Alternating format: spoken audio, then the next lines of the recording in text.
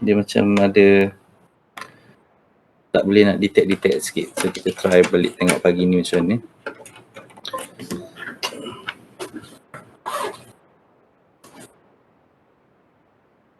So untuk soalan yang chapter 2 tu, nanti kita akan buat I think Dr. Miza nanti dia ambil after midterm break lah kot ni, after end of, ataupun bukan after, masa end of November nanti. So I'll be with you up to minggu ke, ni minggu ke berapa ni? 5 kan? Ke 4? Ada yang ingat tak? Tak ada yang ingat. Sekejap, 1, 2, 3, 4. So this is the 5th weeks of our lecture session, 5, 6, 7. So I think I'll be with you, my last class with you is on Wednesday 17 November. So we still have 2 weeks more. So hari ni kita try tengok chapter 3 ni. So for chapter 2 punya calculation tu, nanti kita akan buat the rest 2 weeks tu nanti. Kalau ada masa lah. Boleh Okay. So apa ni? Okay. So kita pergi tengok pada torsion.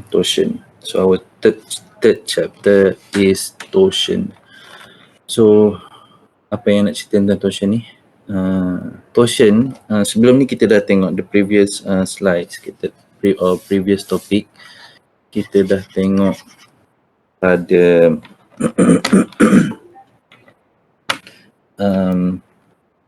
apa panggil? Stress kan, concept of stress and strain. And then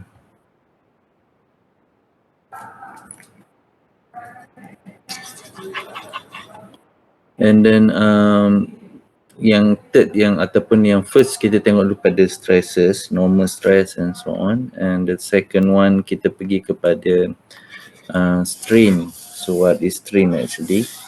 And then the last part, bukan last, ataupun the third one is yang kita nak tengok hari ni is the torsion,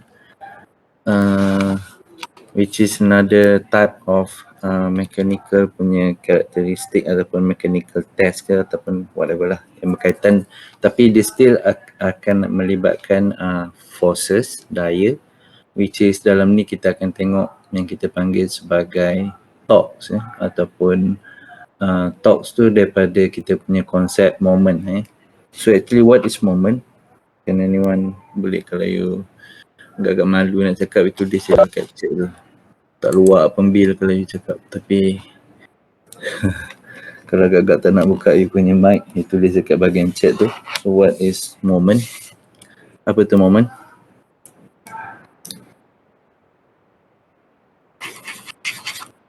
Tak, sambil-sambil saya tengah check saya punya stylist ni.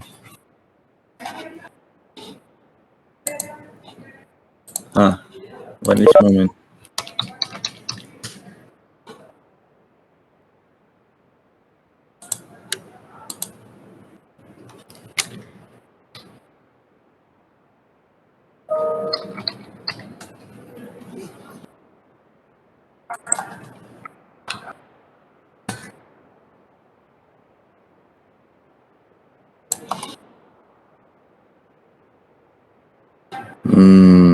Too early. Never mind, kalau macam tu tak apa. Okay, so moment, kat situ kita lihat moment kat sini. Saya pun nak tulis pun macam tak boleh tulis ni. Moment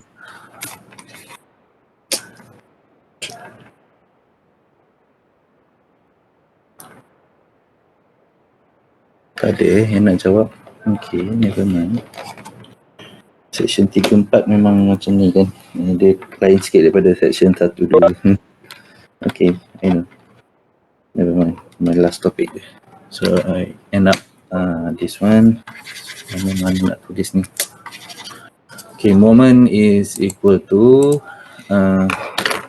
force times 2 distance. Force equal to F, dan distance sometimes kita denotes as R. So whenever we write the equation or formula for moments, O-M-E-N-T, M, the moment you can denote as M. Large M, maybe bold dekat M tu, ataupun ada tanda line dekat atas tu, is equal to force F times 2 distance. It's an instance, so sometimes we denote it as R. So here force is a vector darab dengan distance. So kat sini moment also is a vector yang mana dia ada both vector and scalar.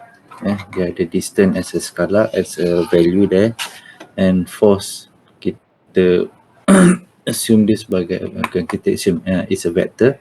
So moment is actually a vector as well. So force kita ukur dalam, so the unit for moment is Newton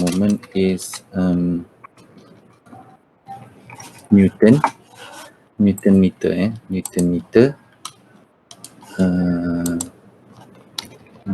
because the force is Newton, then the distance there kita calculate dalam unit meter lah, dia punya standard unit. Actually yang tu kita panggil dia sebagai moment. So what about the torque? Apa tu? Torque kita biasa guna simbol T, T besar. So torque, nanti kita tengok kat sini apa tu torque. So torque kat sini ataupun kita panggil dia sebagai twisting couple. Supposedly, let's say kalau ada satu beam, kalau tengok dia punya, kita tengok dia punya kat sini definition dia, stresses and strain of circular shaft. Ni definition untuk portion sebelum pergi pada torque tu. Stresses and strains of circular shafts subjected to twisting couple or torques. So dekat sini bila kita ada satu shaft ataupun satu beam ataupun whatever lah, satu batang ke apa benda, okay, then yang tu bila kita buat twisting. So twist means you cannot twist sebelah je kan, you should twist dia punya, sama ada sebelah lagi is fix ataupun dia ada, ataupun bukan fix, ataupun you kenakan daya juga tapi at different ataupun at opposite direction. Tu yang kita panggil sebagai twisting. So bila kita ada two forces ataupun daya yang kita kenakan pada dua bahagian, yang tu kita panggil dia sebagai couples. So dua bahagian tu should be dua-dua tu mesti bertentangan arah. Itu kita panggil sebagai couples. And torque here, bila kita ada two daya tu kita istilahkan sebagai moment kat ujung tu, dekat ujung tu. Saya tak boleh nak lukis ni satu macam cakap tu, but never mind. Dia pun tak berapa nak aktif nak discuss, so never mind. So tu saya nak terangkan tentang torque ni. So turbine exerts torques on the shaft. So dekat sini, let's say you have a turbine, dia bagi contoh kat sini figure 3.2 ni is a transmission shaft. So a transmission shaft is a shaft yang tengah ni, yang color bukan grey, color apa ni, like a brown color punya parts ni. This is what we call as a transmission shaft. It is connected with the generator and turbine. So actually the force ataupun force lah kot daripada whatever lah, daripada wind ke, daripada udara, daripada ataupun daripada air will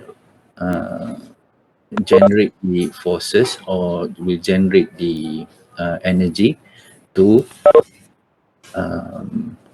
untuk menggerakkan tubuh ataupun untuk will generate the energy to start ataupun untuk menggerakkan the turbine. Okay. So the turbine If you look at the figure 3.2a here, so we'll move the turbine, and from the turbine it will transfer the torque to the generator, which means that at the turbine side there will be a moment here, while at the generator it will be a static. At first it will be a static, so dekat situ dia akan menghasilkan torque. So means kalau turbine tu bergerak let's say clockwise, then the generator will move, ataupun dia akan generate here, dia akan bergerak here, the rotor or the motor here will move towards the anti-clockwise. So kalau tadi turbine clockwise, so the generator is anti-clockwise. Okay. So that is actually yang dia nak cerita dekat this slide is dia bagi contoh kat sini is a transmission shaft. So the shaft will transmit the torque to the generator, and the generator creates an equal and opposite torques, which we denoted as T prime. So biasanya kalau kat sini torque, let's say clockwise here torque, they denoted as T, while the opposite direction of the torque is denoted as T prime.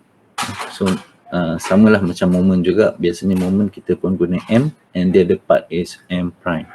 Okay. So two in terms of what is torsion, and actually the example of application of torsion. Okay. So the next one is when we talk about the torque, then kita nak tengok macam mana how the torque is produced and what is the theory behind the torques.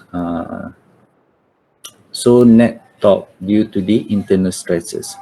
So both untuk tajuk torsion ni kita akan tengok the equation that produce ataupun yang terbit daripada stress, because of the stress and because of the strain. So that's why it is important for you to understand what is the stress and strain.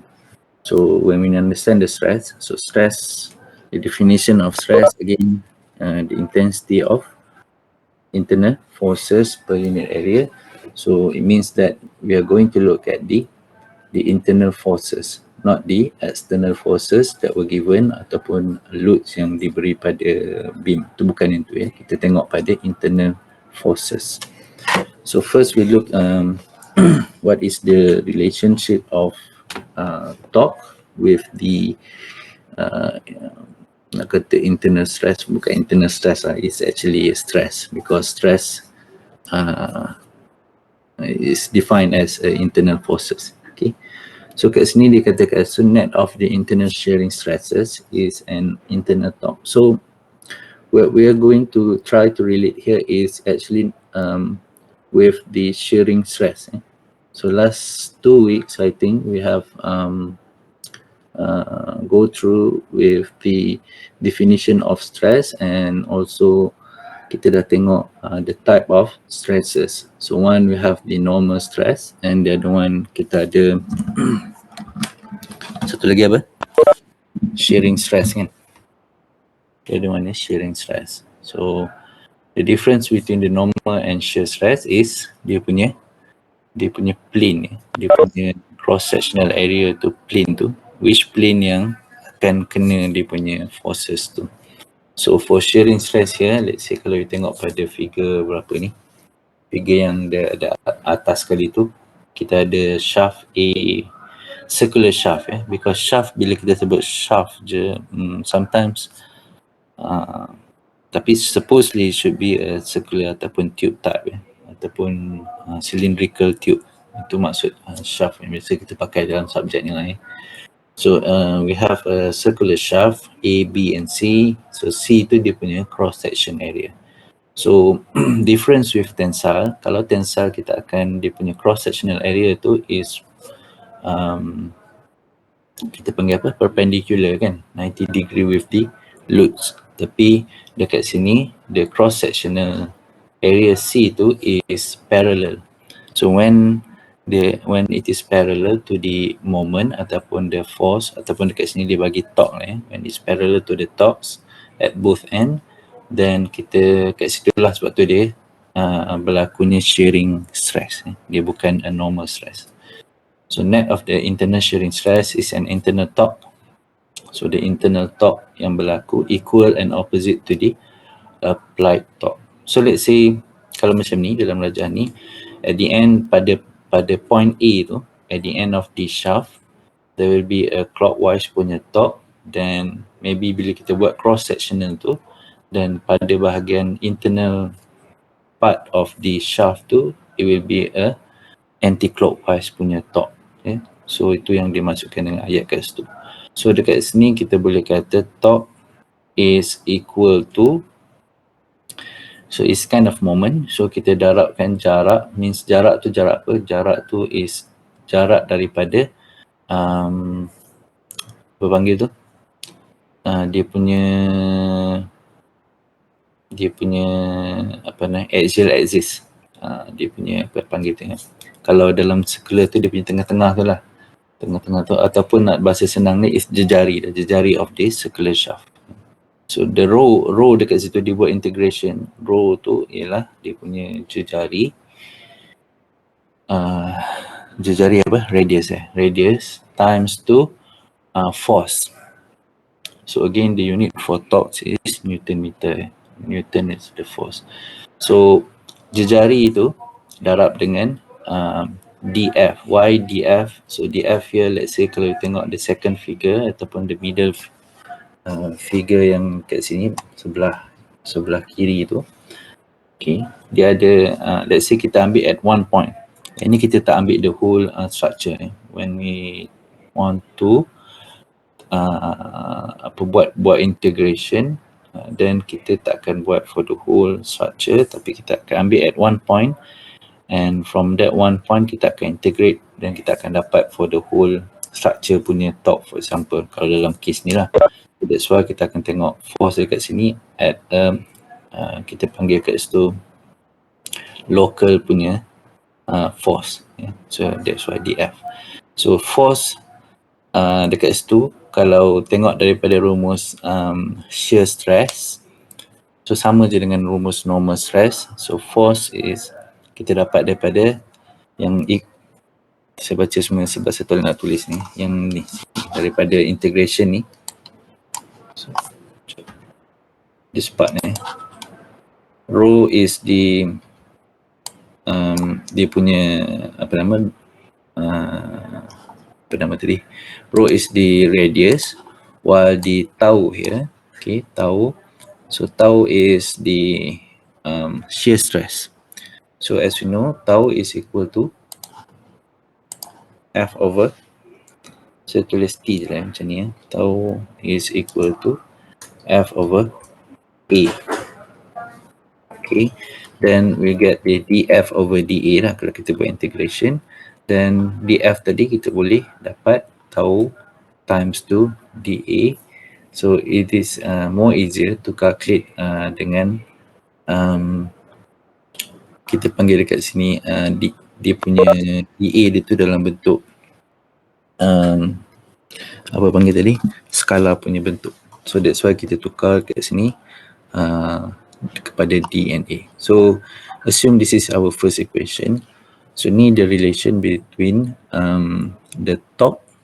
Let's say if you want to find the torque, dan kita torque pada satu-satu bukan local area, satu-satu cross sectional area tu is equal to the integration of the apa panggil ni, radius times to shear stress, times to shear stress, and for the dia punya integration part is for per unit area. So kita akan tengok the shear stress at certain length yang tu kita wakilkan sebagai jejari per unit area, tu maksud dekat sini. So although the net torque due to the shearing stresses is known, so the distribution of the stresses is not. So ini maksud dia, let's say kita tahu at one point, then we can recognize dia punya torque. However, dia punya distribution within the cross sectional area is unknown, is unknown. Kita tak boleh nak calculate, tapi kita unknown here is something yang kita tak boleh directly dapat lah, tapi kita boleh tahu dengan syarat kita buat dia punya analysis by considering dia punya what we call as deformation. So dekat sini kalau kita tengok dekat muka depan sekali tu, that's why I bagi gambar tu, gambar ni kalau tengok dalam bentuk rectangular punya shaft ataupun dia tak panggil circular punya shaft, rectangular. So in this topic we are not going to look at the rectangular shaft because dekat kalau kita potong dekat bahagian tengah-tengah ni, dia punya cross sectional area it is different dia akan bentuk macam rhombus dekat sini, dia tak sama dengan bentuk yang dekat hujung. But kalau kita tengok pada circular punya shaft, at any point kalau kita tengok dia punya cross sectional area, dia twist lah banyak mana pun, tapi dia punya cross sectional area is still remain. So that's why at least in this topic kita tengok pada at least circular punya shaft je, untuk lagi senang nak kira lah So bila kita tengok pada circular punya shaft, then actually kita consider dia punya deformation je, apa yang berlaku dekat sini, dekat setempat, dan daripada situ kita boleh tengok dia punya distribution of shearing stress dia. So ini tak ada apa. So next one is the axial shear components.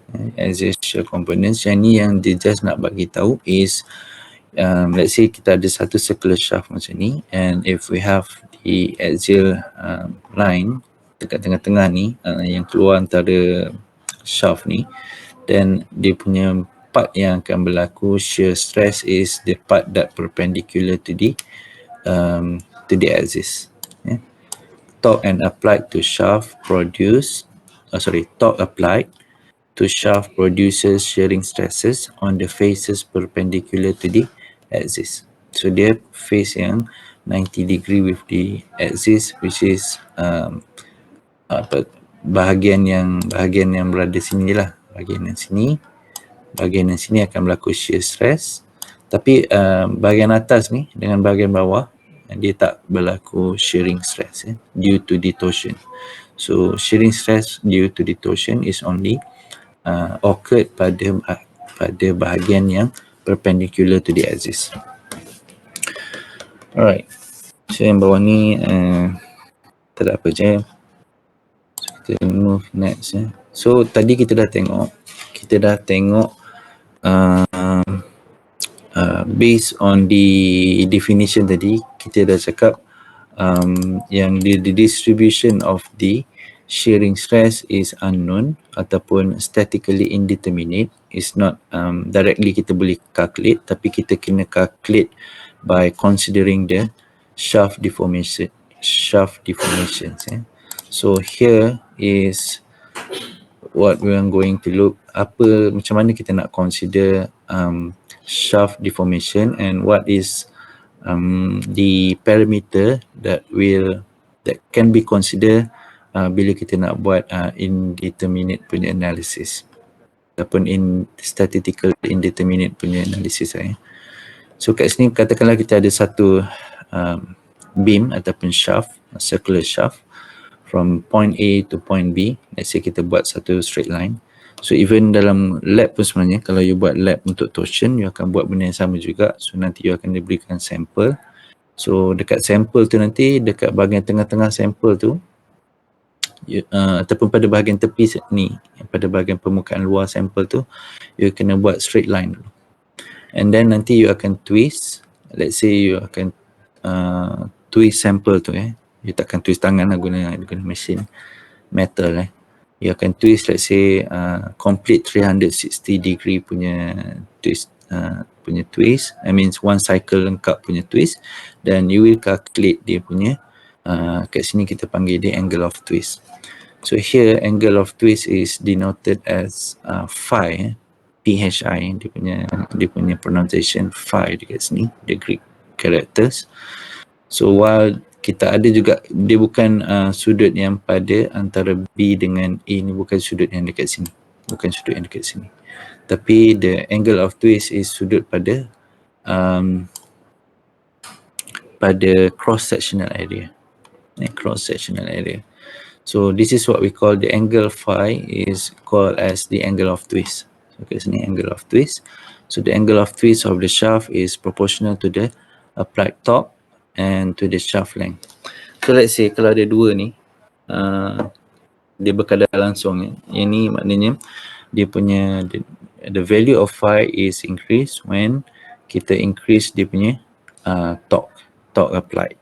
Itu normal lah. Ini of course ini boleh bayang je. Cuma bila tengok pada phi dengan L ni, dengan length dia ni, kenapa dia berkadar langsung. Imagine that let's say we have a shorter circular punya shaft. Yang ni kuat panjang juga kan, ni boleh bayang.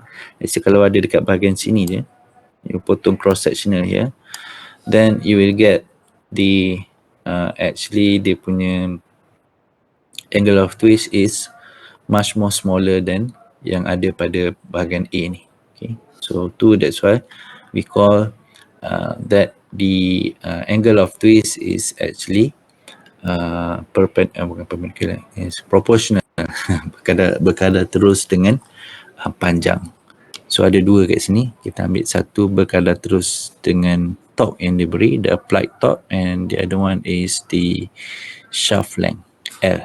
Okay, so daripada sini mungkin kita boleh buat indeterminate, statically indeterminate analysis, ataupun kat sini kita panggil analisis lah ya. Kita nak buat analisis, so apa yang kita nak buat analisis kat sini is to find the specific relation between existing among phi, angle of twist, length dengan dia punya torque. So dekat sini nanti kita akan dapatkan formula that relates with the three parameters. Okay, and the second one is to determine the distribution of shearing stresses in the shaft. So of course bila kita dah tahu yang ni, dan kita boleh estimate ya, kita boleh buat assumption, bukan assumption, estimate the distribution of shearing stress. Itu tujuan dia. So tapi yang dia punya idea dia is based on tiga benda ni lah, daripada phi, angle of twist, and torque, dan juga dengan length. Alright, ada soalan tak sampai situ? Sebelum saya masuk pada pada strain. So kat sini tadi kita dah discuss tentang why do we consider only circular shaft instead of kita pakai yang kita panggil what we call as a rectangular shaft. So in this topic at least kita akan guna circular shaft, but let's say kalau you ada belajar let's say in advanced mechanics advanced mechanics of solid so nanti mungkin kita akan tengok juga in term of rectangular punya shaft, tapi I don't think kita akan buat a full calculation because yang tu kuat panjang, biasanya dia akan terus kepada you akan masuk ni dalam embedded dalam subjek yang gunakan software simulation yang buat finite element analysis. Yang tu let's say kalau you sambung pada dekat degree ke, then masa degree kalau ambil elective material, kita ada satu subjek elective called FEA, finite element analysis. So in that course subject tu you bolehlah taruh whatever kind of cross sectional punya shape kat situ, then you boleh tengok dia punya stress distribution due to any type of forces. You boleh bagi just macam longitudinal punya forces, straight punya forces ataupun you boleh bagi twist, you boleh bagi moment.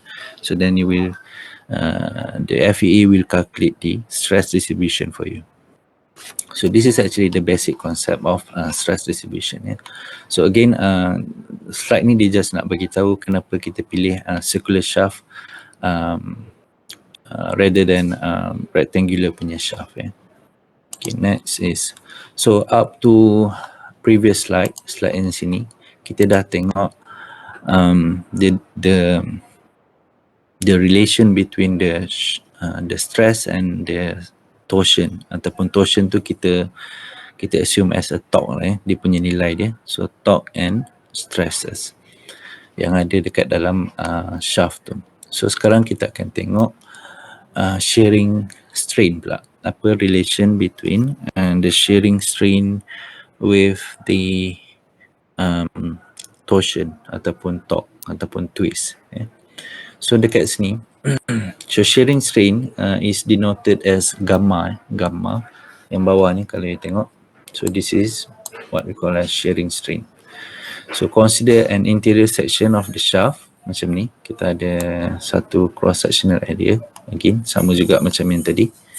So at this cross sectional area, as a torsion load is applied, an element on the interior cylinder deforms into a rhombus. So let's say kalau kita ada satu shaft kat sini dengan dia punya jejari dia ataupun radius dia adalah C, dia guna C kat sini.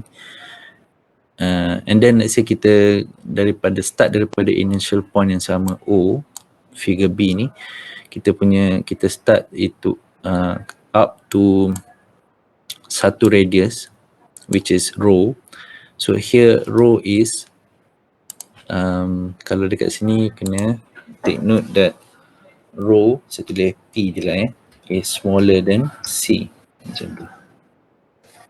Rho is smaller than C.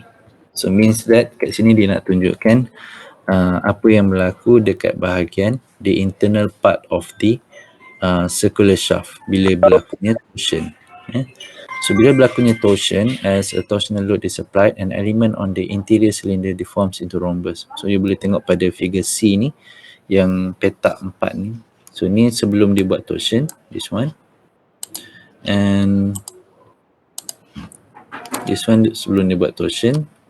So yang ni selepas dia berlakunya torsion, then we can observe dia punya shape is different, which is we call the shape after the torsion as a rhombus.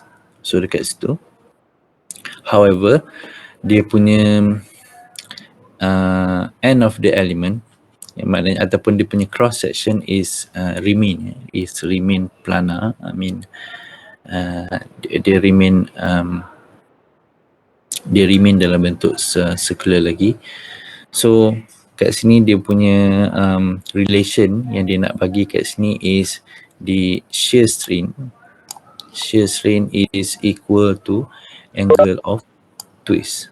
So shear strain gamma is equal to is equal to phi. Gamma is equal to phi, where dia nak colorkan juga rho tu, cumanya gamma is equal to phi. Okay, cumanya dekat sini yang membezakan dengan gamma is dia akan berubah, ataupun shear strain will be ataupun shear strain is increasing by the increasing of L length tadi. So shear strain, kalau you tengok dekat sini, the value for shear strain is increasing as the length increase. So let's say kalau you ada certain length, tapi let's say untuk satu-satu panjang punya shaft, dan dia nilai L dia adalah tetap, nilai L dia adalah tetap. So kat sini kita boleh panggil dia sebagai coefficient je lah, coefficient. So L, and also the coefficient for angle of twist here is the rho, ataupun dia punya radius. So makin besar dia punya radius, okay, then it will affected to the shear strain dekat sini.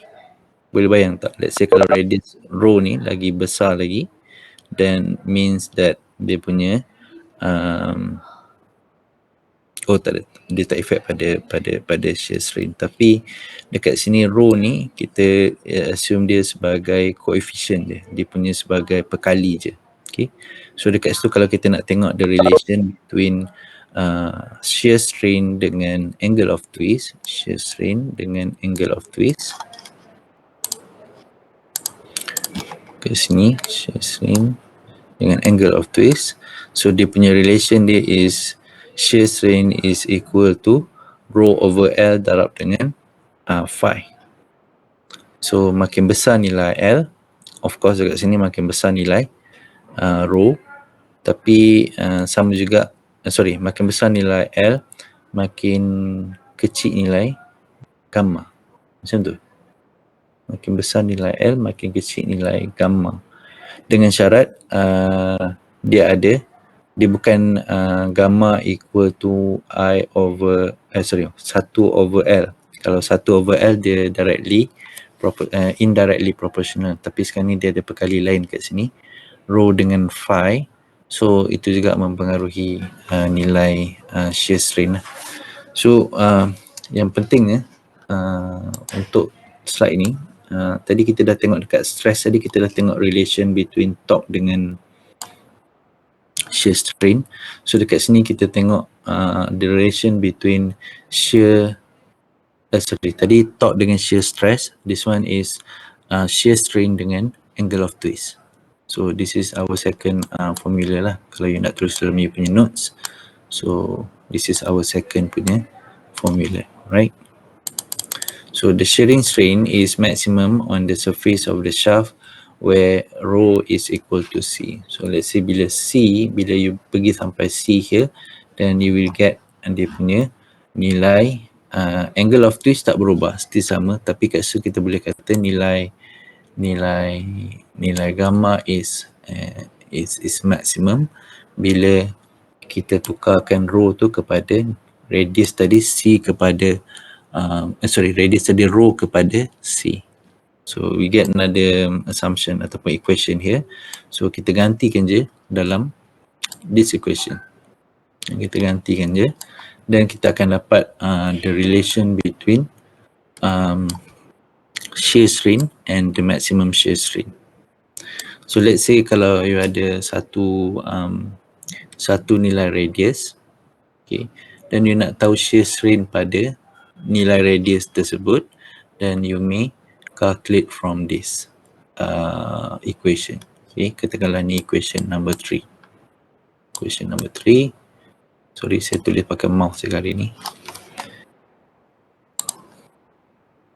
Okay, then lepas kita tengok shear strain dengan shear stress, barulah kita pergi pada macam yang kita tengok pada normal stress, kita ada Hooke's law punya slide kan. Tapi yang ni the same things ya. Kita ada Hooke's law juga, tapi ni kita tengok pada Hooke's law that relates with the shear strain and shear stress. So for Hooke's untuk normal stress and normal strain, kita ada perkali dia, which is kita panggil sebagai E. E itu adalah modulus of elasticity, tapi yang kali ni kita panggil G. Yang ni G untuk shear strain, kita tak tengok dia punya in term of elasticity sebab kalau buat tensile, of course kita tarik dan kita nak tengok material tu punya elasticity. Tapi yang ni bila kita buat torsion, kita punya perkali dia adalah modulus of kita panggil rigidity, G, modulus of rigidity. So the tau or shear stress is equal to modulus of rigidity G times to shear strain. So kalau kita nak dapat nilai G, G is equal to tau over gamma. Alright, so by using the equation in the previous slides and also by considering the relation between the shear stress and shear strain according to the Hooke's law, then we multiply the maximum shearing strain on the shaft by G. So dekat sini dari rumus yang sebelum ni, so kita multiply je, sebab rumus sebelum ni ini tak ada masalah, kalau kita buang pun dia tak ada effect pun. So let's say kalau kita multiply, then G gamma is equal to torque ya. So dekat sini kita dapat tengok dia punya the relationship for shear stress is also can be calculated or can be considered by using the equation in previous slide tu. Equation number berapa tadi? Number 3 yang ni. This is this equation is showing the relation between the shear strain, the shear strain.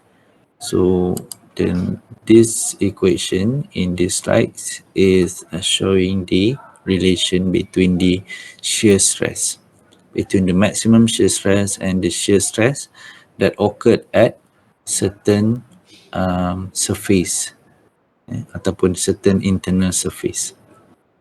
Okay, so daripada situ, then we have to recall the sum of the moments from the internal stress distribute. So back to our first equation tadi, kita dapat the relation between torque and shear strain tadi. Kita dapat rho times to tau times to dA. So dekat sini bila kita buat integration, kita gantikan tau ni, katakanlah tau ni equal to kita gantikan kat sini dia punya rumus ni dengan rumus yang ni, then kita akan dapat macam ni. Ini supposedly ada integration ni kat sini. Siapa lah yang buat.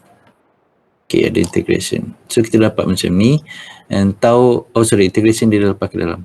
The tau maximum over C is the perkali dia, coefficient, tapi dalam ni is nilai yang kita boleh ubah-ubah. So nilai ni adalah bergantung kepada C dekat sini.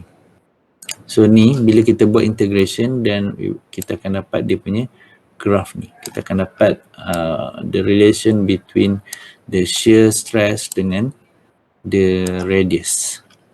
Okay, the shear stress and radius. So this is what we call as the first moment of inertia. Ini yang kita denote as J. So this part is J. Okay, this part is J. Okay, so J ni kita panggil tadi apa? The first moment of inertia. So kalau kita tengok tadi, contoh saya tak beritahu awal tadi, actually untuk shaft, untuk circular shaft, dalam course ni kita boleh bagi dua type of circular shaft, which is kalau dalam exam pun it should be, kalau nak bagi susah sikit kita bagi mix lah dua-dua ni. So dua-dua size, dua-dua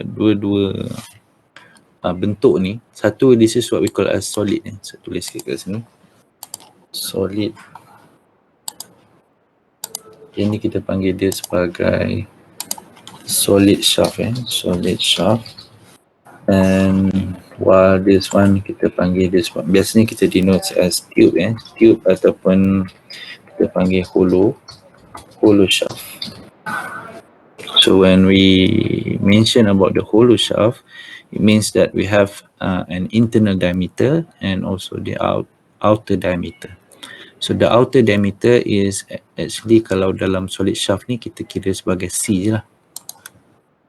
C is the maximum punya diameter ataupun outer diameter. So sini dia punya maximum is C2.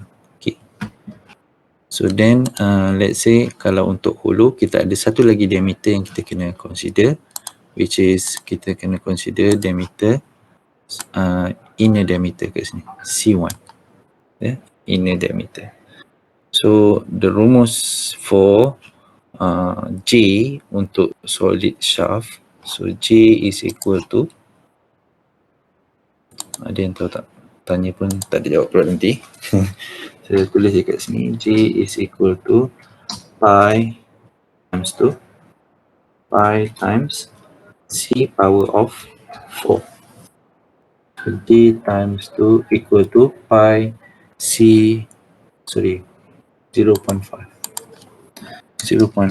pi times to C power of 4.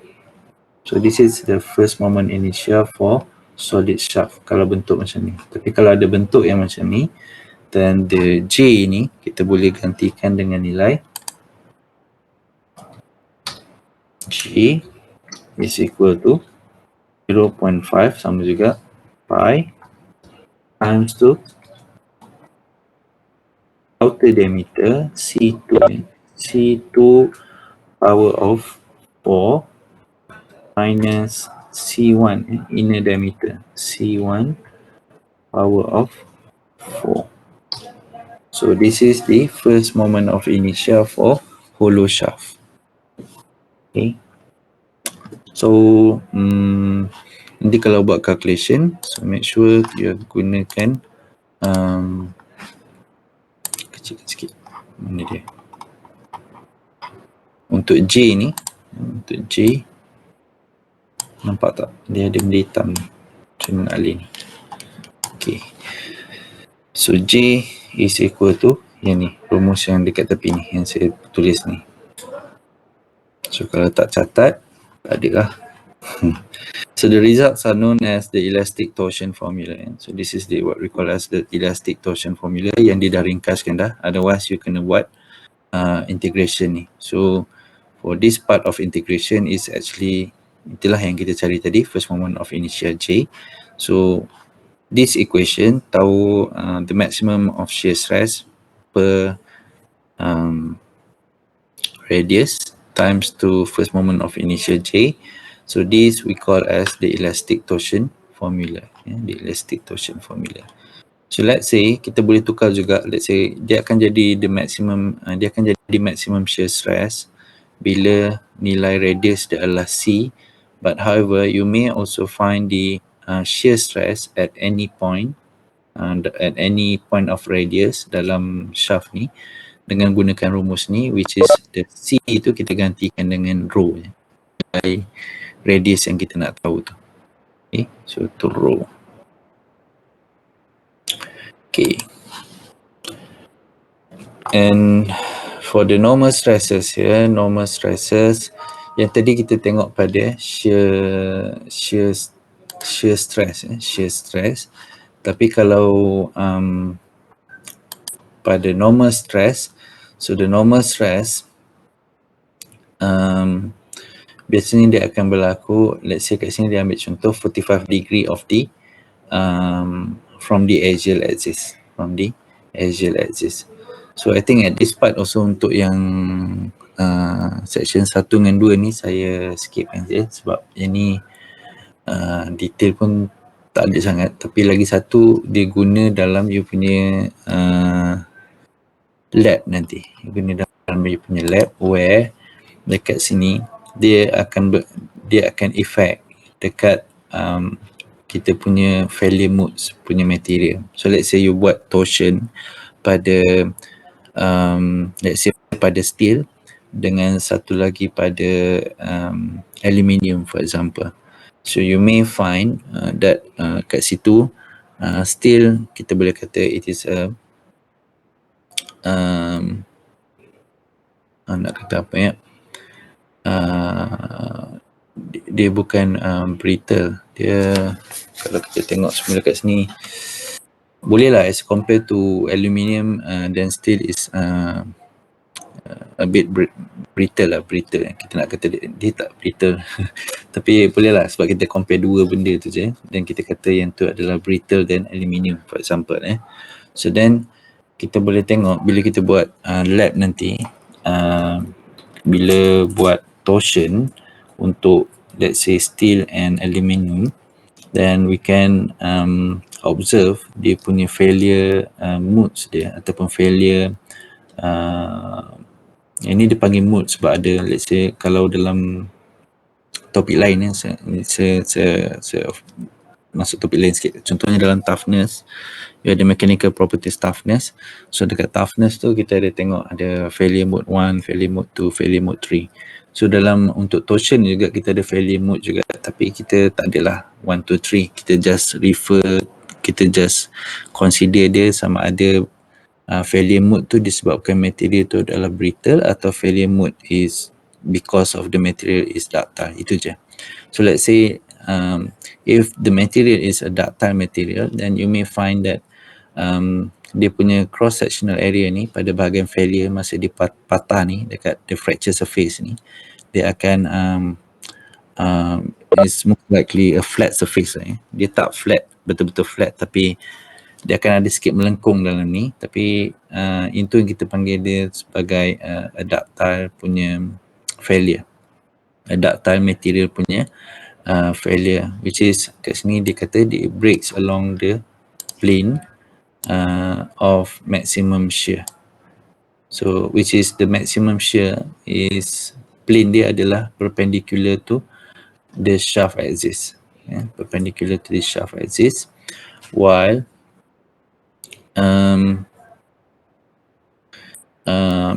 bila kita tengok pada brittle material, dia breaks along the plane that perpendicular to the direction. That's why dia nak bagi contoh tadi, dia ambil contoh 45 degree untuk tengok in term of kat sini bukan berlakunya shear stress, kat sini dia berlakunya normal stress, dia disebabkan adalah normal stress kat sini. Because kalau kita tengok shear stress dengan normal stress, kalau shear stress tu dia fail due to the shear stress, it means that the material is much more ductile lah. Dia bukan fail because of the normal stress.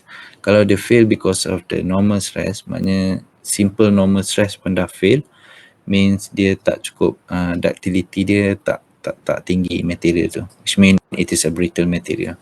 So that's why yang nak tahu yang nak bagi reason of the failure mode ni is because of yang penerangan dekat sini lah. Tapi yang ni pun saya KIV dulu untuk yang section 1-2, so for your section pun saya KIV kan dulu lah. Alright, so tu sampai situ 10-3 minit, sekejap je, sejam. Ada soalan tak sampai situ? Sample problem untuk yang 3.1 ni nanti kita akan discuss kali dalam minggu lain, sebab untuk yang section satu lagi pun kita pun tak masuk untuk sample problem 3.1 ni.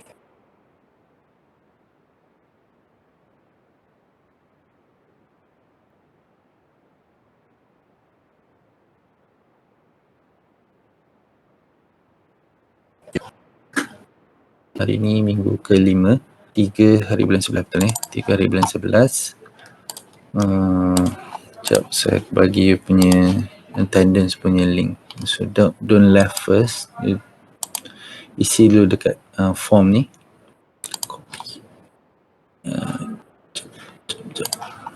Saya share dekat bahagian chat ni. So that is your attendance. So you boleh isi punya attendance. Of course tak ada soalan kan, pagi sangat. So kalau tak ada soalan, it's okay. Nanti saya bagi soalan masa final. So kalau tak ada, it's okay, never mind. We'll see you next week on... Sekejap, saya check semua schedule. I think next week. Oh, yang tak ada tu section 1 and 2 je. It's okay. You punya section minggu depan 10 hari bulan, insyaAllah hari Rabu. Waktu dan masa yang sama kita start dengan kita sambung, bukan start, kita sambung dengan kita try buat soalan kat sini and a few tutorial punya soalan lah kita try buat next week. Alright, so kalau tak ada apa-apa, I end up here. Thank you. Assalamualaikum.